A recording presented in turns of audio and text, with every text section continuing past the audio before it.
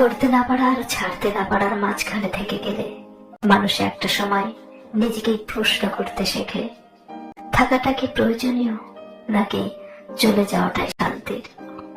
হৃদয় যখন টানা পড়লে জর্জরিত, সে চায় বাঁচতে, কিন্তু বুঝে ওঠে না কিভাবে। এই মধ্যবর্তী অবস্থানটা বড় যন্ত্রণার। একদিকে ভালোবাসা, অন্যদিকে অপূর্ণতা, একদিকে স্মৃতি আর একদিকে অভিমান। তখন মানুষ কারো হাত ধরতে চায় না, আবার ছেড়েও দিতে চায় না। যখন বোঝে এভাবে চলা যায় না, তবুও হেঁটে যায় নিরুপায় হয়ে। এই মাঝখান, যেখানে কেউ নিজের মতো না হতে পারে, না পারে নিজের মতো বাঁচতে, সেখানে আবেগগুলো ক্লান্ত হয়ে পড়ে, ভালোবাসা হয়ে পড়ে বোঝা, আর মানুষ হারিয়ে যায় নিজের ভিতরে নিঃশব্দে।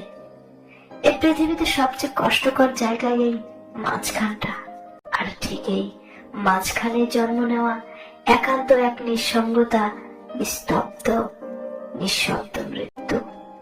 এভাবেই ধরা ছাড়ার মাঝখানে হারিয়ে যায় হাজারটা হৃদয়।